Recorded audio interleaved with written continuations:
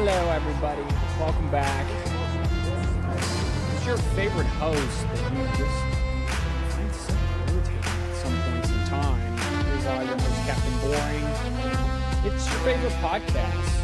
It's really just frustrating to listen to. It's as frustrating to listen to us, the 4th and 1 podcast, as 4th and 1 from your own 40-yard line. I'm your host, Captain Boring. I am flying solo this week. The other two men are off doing men things, paying bills and taking care of kids.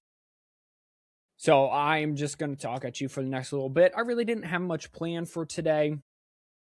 Not a lot is happening in the college football world right now. It is NFL draft season, but I just wanted to come on and, talk a little bit about things. I don't even know if I'll post this. Maybe I will, maybe I won't. A couple things to get you caught up on.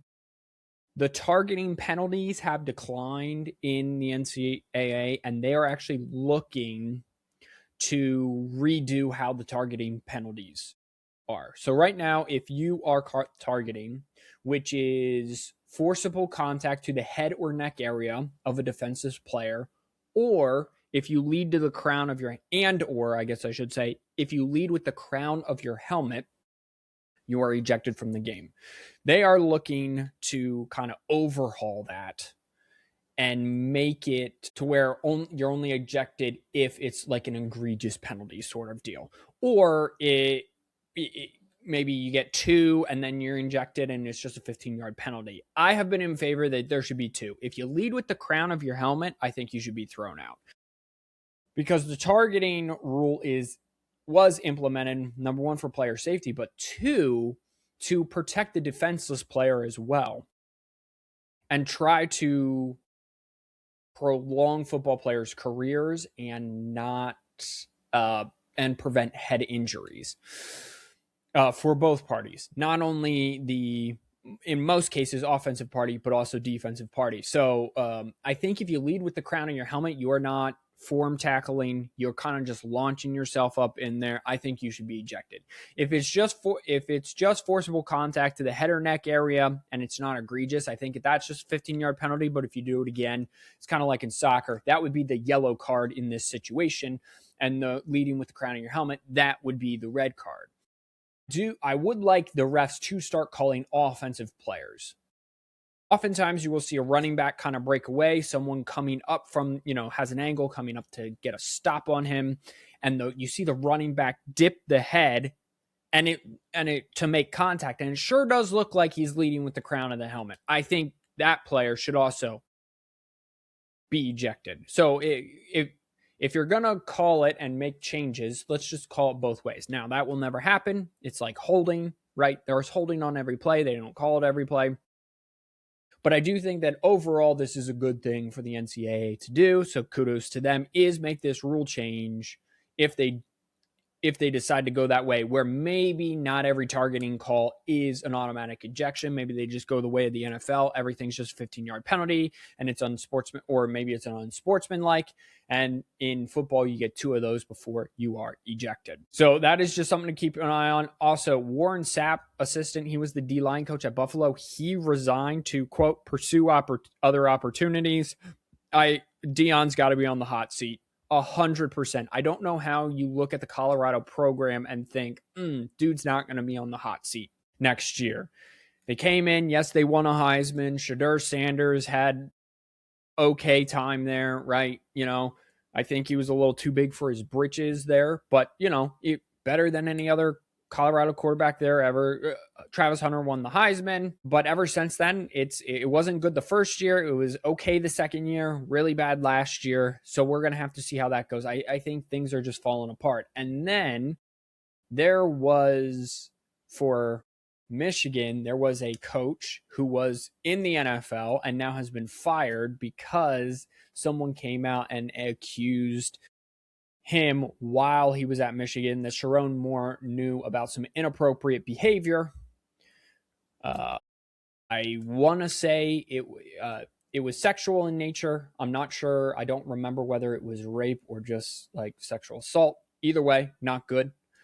And he has been dismissed. And I sent the group chat with no reply that Sharon Moore had the wool pulled over almost every single Michigan fan's eyes.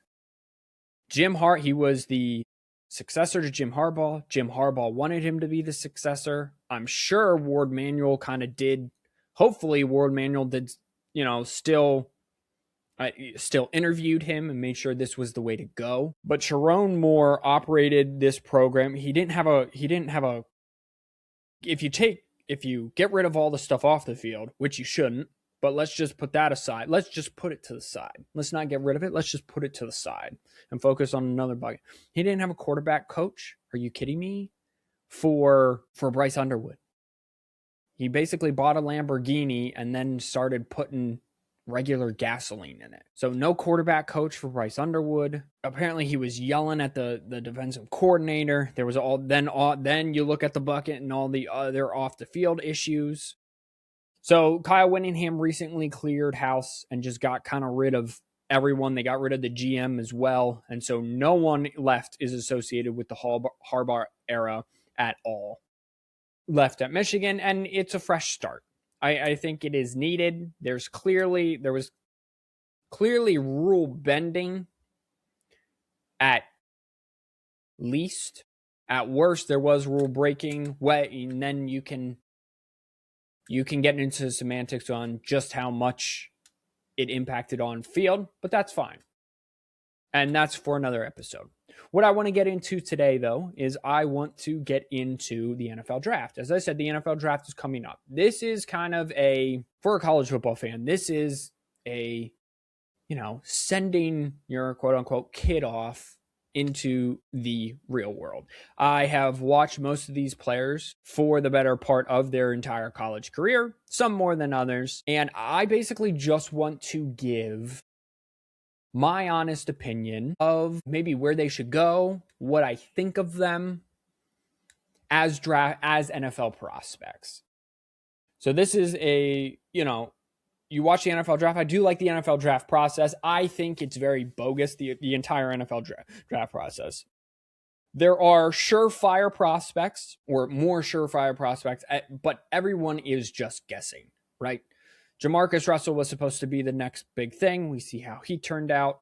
Tom Brady was the 6th round pick. Jason Kelsey was the 6th round pick, right? Jalen Hurts was the 2nd round pick. Patrick Mahomes was like pick 12, I think, right? He wasn't even first overall. And then sometimes you get surefire locks, the Joe Burrows. Josh Allen was picked pretty high. So I just want to, again, this is based off of nothing. This is just based off of me watching them in college, off of the tape that I saw in college. Now, I will give kind of my honest opinion about them. These are just the top 100 players on ESPN.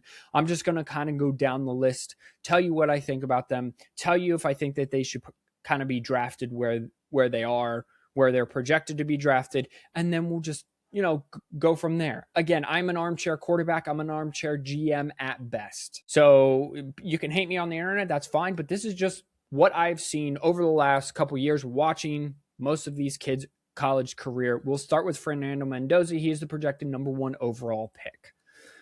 I would be wary to take him first overall. Cal, yes, it is not the same level of talent he played with at Indiana, or at least the level of grown-up. Maybe the level of talent is, but the roster was significantly older. Everyone knew their role. The coaching definitely was better at Indiana. Fernando Mendoza likes to throw off his back foot. He doesn't play off schedule real well. There was a lot of RPOs. And as we're seeing now with J.J. McCarthy in the NFL,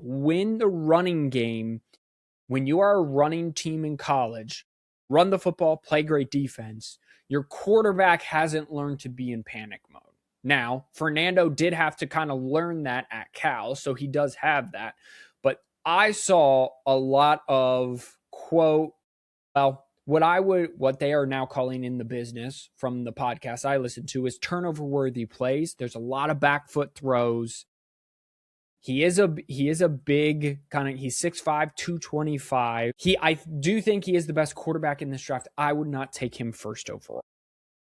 Who I would take first overall is David Bailey. He is the 4th overall prospect. He is the defensive edge out of Texas Tech. He is 6'3", 250. I saw 2 plays in the Orange Bowl that I said, wow, he's just different.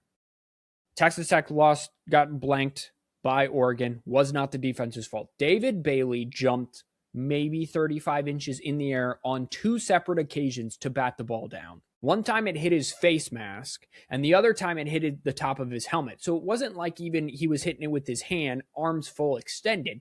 He got high enough to where the ball was hitting in his face mask, and he had a good opportunity to intercept both plays. If I'm the Vegas Raiders, you need, first of all, your best trade asset is Max Crosby. He's 29. He could get you multiple first-round picks and maybe later round picks or a supplemental player. If you're the Vegas Raiders, you need to draft the line of scrimmage. Offensive line, yes. However, there is no top offensive lineman. There's Spencer Fano from Utah. He's a tackle. Maybe 6'6", 302.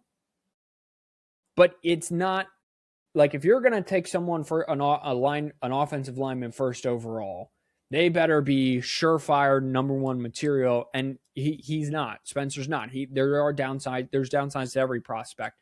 But Utah, with the 2 best offensive tackles in college football last year, still, lost 3 games and got dominated by Texas Tech. I'm taking David Bailey. You can either then trade Max Crosby for some first to jump back into the first round.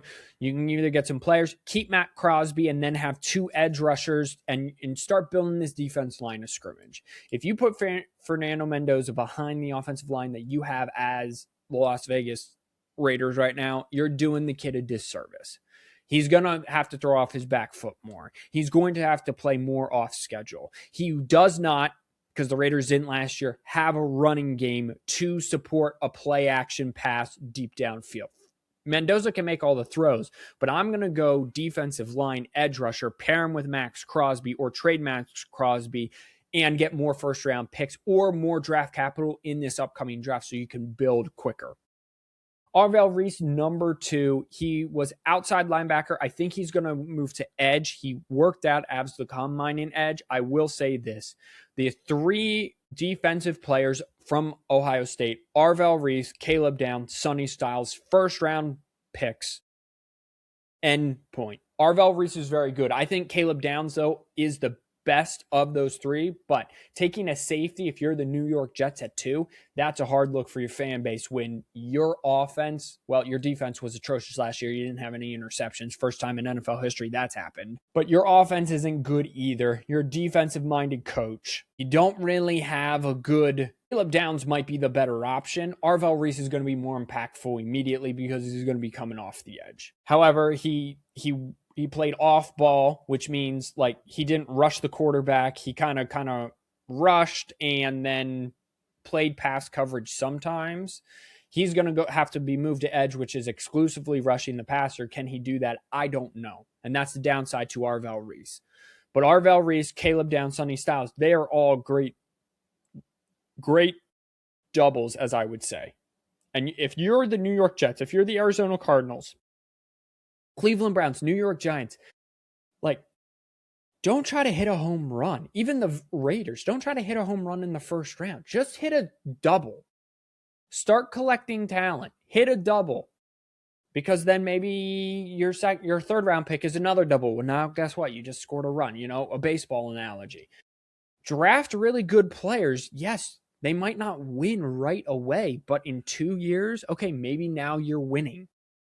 Unfortunately, the NFL is a short game, but at the same time, it's a long game, but at the same time, it's a short game because people want to win now. Fans, owners, investors all want to win now. I think the 3 defensive players from Ohio State, David Bailey, they should somehow, some way be worked into the top 5. Jeremiah Love is very interesting because if it wasn't for the Raiders needing a quarterback and probably taking Mendoza, he is a surefire. He's like Saquon Barkley coming out. Saquon Barkley was this highly touted. He was picked, I think, 5th overall, maybe even 3rd overall. Great rookie season, popped the second year, then kind of dealt with injuries until he got to Philly. Jeremiah Love can do it all. He can catch, he can block, he's got the speed to pull away from you, he's got the shiftiness in the hole to make you miss. He is the best running back in this class by far. I think he would make a team like the Tennessee Titans very happy because now you have Jeremiah Love and now you have Cam Ward and now you have your two offensive staples, at least for the next 4 to 5 years, to play with on offense. You got Brian Dable, who likes a running back quarterback tandem. You got to fix the defense, but that'll come. I do feel like it's easier to build a quote. Well, it's a Micaiah quote, but kind of like a strength in numbers type defense. If you have depth, you can kind of just keep rolling players out. Yes, you need some playmakers, and I'm not saying the Titans can't get that, but I just think that Jeremiah Love with Cam Ward would be an excellent fit. Just because you lock down running back, quarterback. Love will take some pressure off Cam Ward. He'll be able to do some play action. You got to get him some outside help. You got to work on that defense. But Jeremiah Love to the Tennessee Titans, I think, would be a steal with new Brian Dable. So if I was the Raiders, I would take David Bailey. If I was the Jets, I would take Caleb Downs. Again, you didn't have an interception last year. It's hard.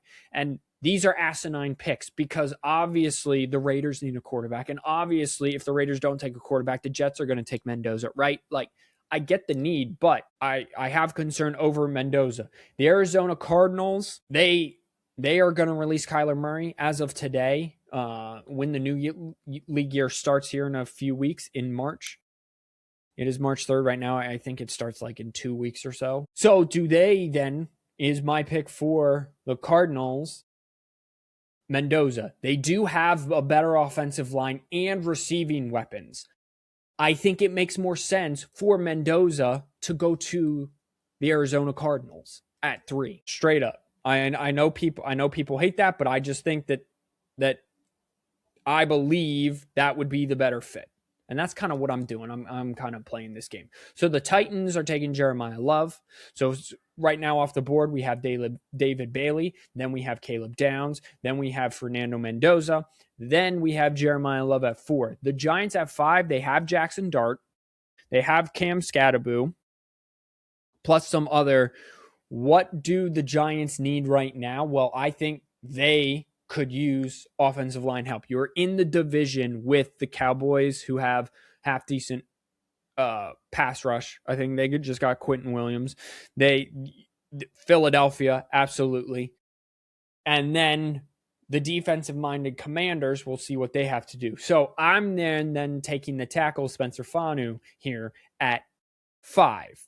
Cleveland, you got to get something. Are you going to roll with Deshaun Watson? I don't know. I don't know what you're doing at quarterback. Running back's not an option. Could you go wide receiver and Carnell Tate here? Jordan Thompson. Could you go offensive tackle? Again, Francis Mauigoa from Miami. Hit a double. You could get Ruben Bain. You could go Arvell Reese. They kind of went Mason Graham last year. They have Myles Garrett. So you're kind of building that defensive line. Why don't you start on the offensive line a little bit?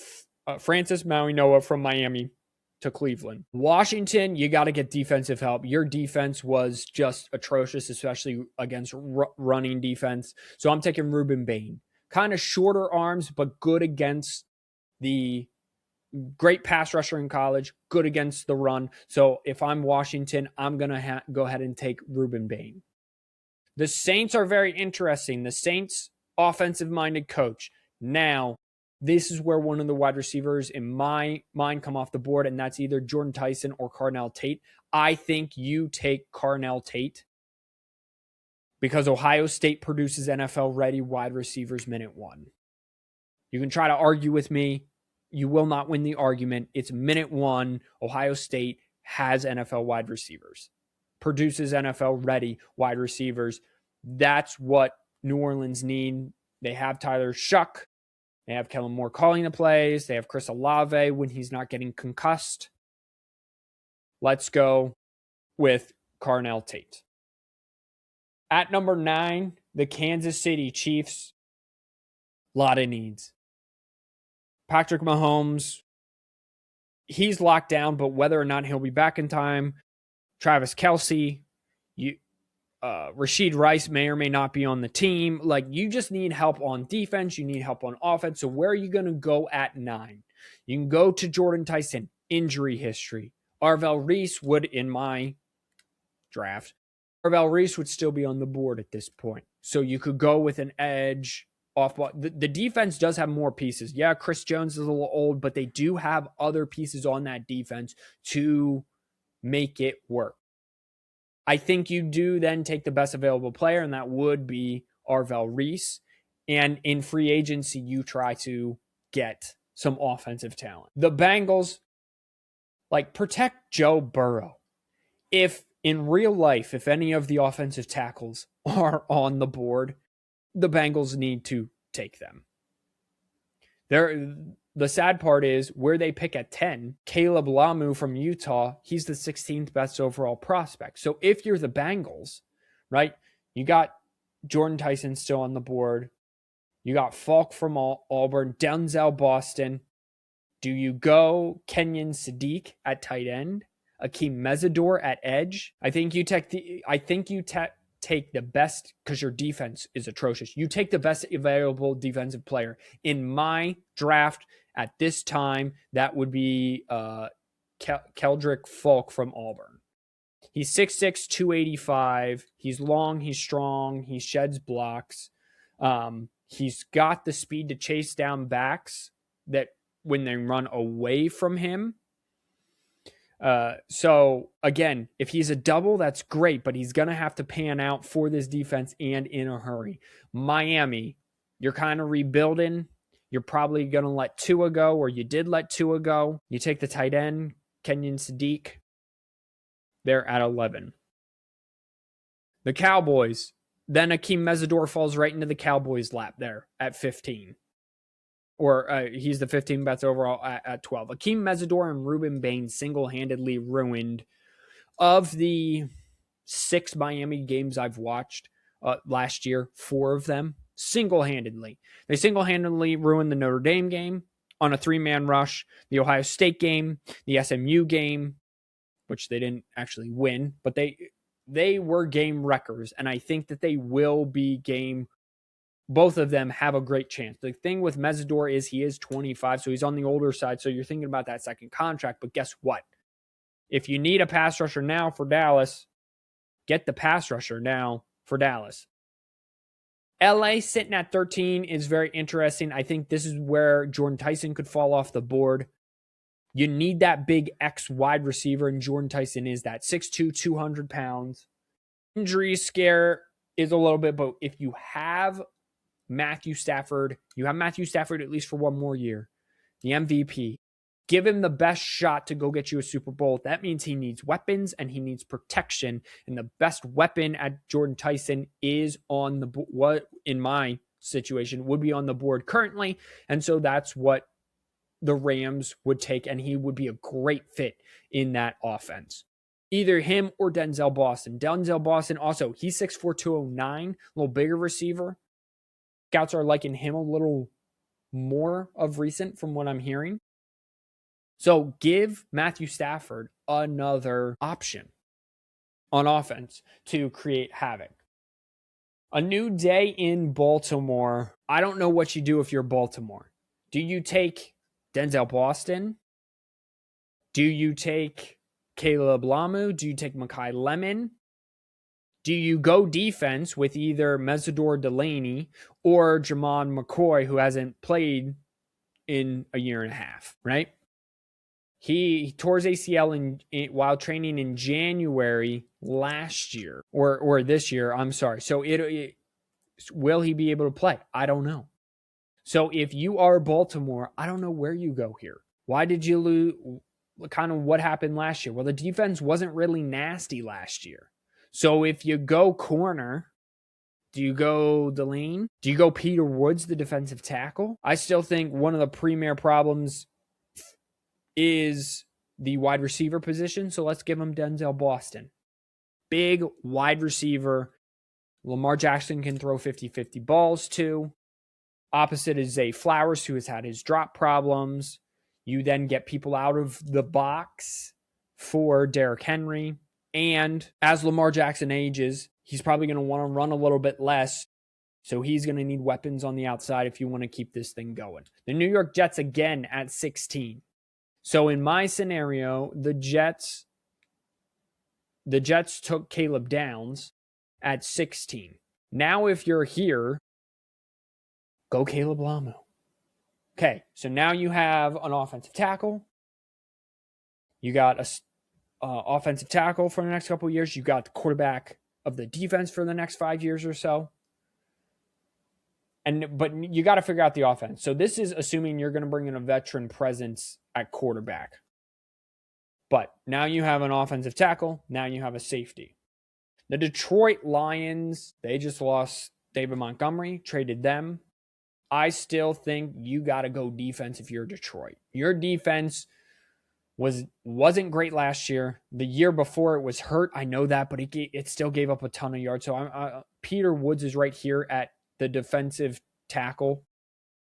He's a big boy. He's 6'3", 315, can kind of plug gaps, maybe eat some double teams for Aiden Hutchinson or get free when Aiden Hutchinson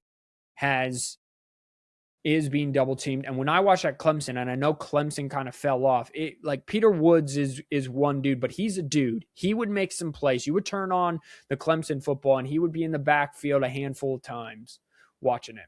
So if I'm the Lions, I'm going defense, someone like Peter Woods. The Vikings are very interesting because the Vikings need a quarterback. I don't think JJ is going to do it for them. You have the wide receivers. You just released a defensive player, your running back, and I believe your defensive tackle. They did, Hargraves. So you don't need a receiver. Do you take a corner, one of the corners? Do you take Lee Hunter out of Texas Tech? He would be a defensive tackle, and I think that's where you do go. You replace one-for-one replacement there.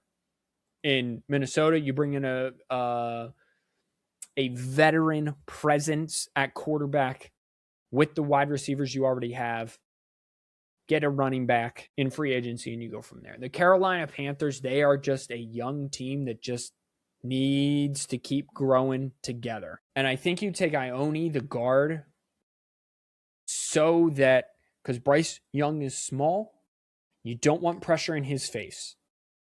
Ione from Penn State had a great workout. 6'4", 330. He can keep kind of interior pressure away from Bryce Young to allow Bryce Young to do what he does best, which is stand in that pocket, even though he's 5'11", and spin that bean, the proverbial bean, all the way around the yard. The Cowboys are again at 20. The Cowboys, I had them taking Mesidor at 15, now at 20. Again, do you go Caden McDonald? Again, do you go defense? Do you go offense? Do you go corner? I think they go corner in at this point in time. They would go corner, best player on the board. Mesidor Delaney out of LSU. Not a shutdown, but you do need defensive help if you're the Cowboys. And Dan Orlovsky seems to think that they are an edge and a secondary player away from making a legitimate run because the offense is going to be good. Well, there is both for you. The Steelers at 21, boy, do they just need offensive help. If you're at 21, do you roll the dice and take Ty Simpson and the quarterback of the future? And I think the answer is yes. You're the most expensive defense. Your defense is aging, though. You don't have a quarterback. You're in Mike McCarthy will tolerate younger quarterbacks, but he will work a system that brings along quarterbacks. So I think if you're the Steelers, you need a quarterback. I don't love Ty Simpson only having 1 year, but he was in college 1 year starting, but he was in college multiple years. Alabama was just atrocious running the ball, so his second half tape last year was ungood. This is a perfect spot for the Steelers to take someone like Ty Simpson, because when else are you, like maybe next year, but even next year if Ty Simpson doesn't work out with the 8-9 quarterbacks in next year's draft, You can almost have a redo. Take a flyer on Ty Simpson, see what he can do in his rookie year, and see if you can kind of roll that over. So I have the Steelers taking Ty Simpson here. Now, we go to the Chargers. They got to protect Justin Herbert. I don't care what they do here. You could go defense, and that's fine. But I think you go one of the tackles out of Arizona State at Monroe Freeling Max. I'm not even going to try that last name out of Arizona State, or Caden Proctor. You have got to keep Justin Herbert upright. He was the most sacked quarterback last year. I would probably lean towards the Georgia tackle, because when I watched Georgia games from this last year, not a lot of people were getting to Gunnar Stockton. The Georgia offensive line was fairly good. So I would take the Georgia tackle here. If you're Philadelphia, you might be in the same way. You may have one more year of your right tackle. Your center's kind of in trouble. Your defense is young but kind of set yet. So if you wanted to go another corner, because you could move Cooper DeJean to the slot and then take one of these corners, you don't need another defensive tackle. I would go offensive line and, again, choose. I would probably take the Arizona State tackle. For how good or how highly touted Caden Proctor was at Alabama, the running game was terrible. And the running game was especially bad when they ran over his side, which was the left side of the line. It just scares me. If you're an elite offensive lineman in college, even if your running schemes are bad, which at Alabama, was it the running scheme? Was it or was it the players? We'll find out. Time will tell. But let's just say the players are okay. The players are bad, but you got Caden Proctor. You can run over his side more, but the entire offensive line, you could not run. Any running play did not work all year long in Tuscaloosa. And I was there for a game, and it still didn't work. So I'm going to stay away from Caden Proctor. If you're Philadelphia, you got to take Arizona. Again, you can take more with – it's a bigger sign to me if you're kind of at a quote-unquote smaller school. Now, I know Arizona State's still Power 4, but if you're a top prospect and you're at Arizona State, that says a lot. That means that you got some talent and your tape is pretty good. So if I'm Philadelphia, I'm helping out the offensive line. Cleveland again at 24. Where do you go from here? Do you go safety in Dylan Thiemann? I said his name wrong. Thieneman from Oregon. I think you just take another corner, one of these other corners. Gerard McCoy, Colton Hood from Tennessee. You could take Dylan Thieneman. Chicago, very interesting. Do you take Emmanuel McNeil-Warren out of Toledo? So the Eagles got Quinyon Mitchell out of Toledo very recently. Do you take McNeil-Warren out of Toledo? It's a young team.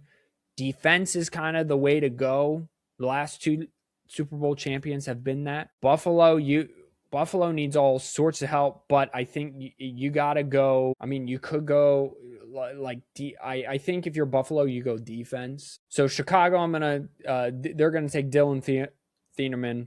I think if you're Buffalo, maybe you go Caden Proctor here to try to protect Josh Allen. And you got Deion Dawkins yet there, so maybe he can bring along Caden Proctor. So I think that's where Caden Proctor goes. San Francisco, they just need... Actually, what San Francisco needs to draft is they need to draft new medical staff because they're always just hurt.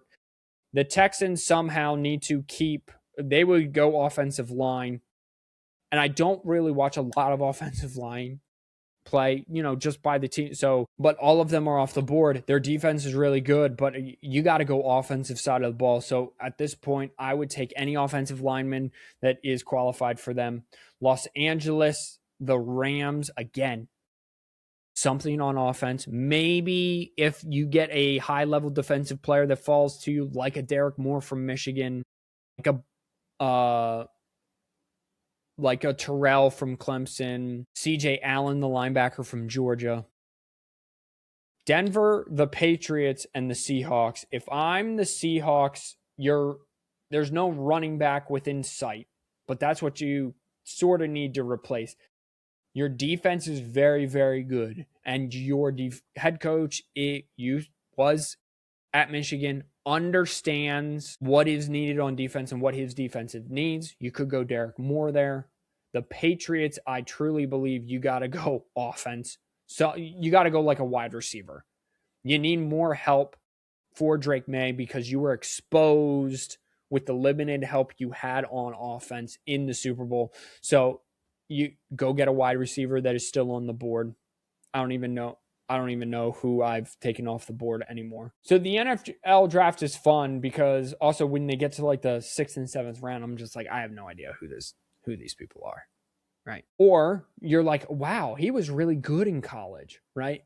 So if you're like all the way down to like, Jayshon Barnum is the 146th ranked prospect, but I watched him all year. I'm like, how is he 146th?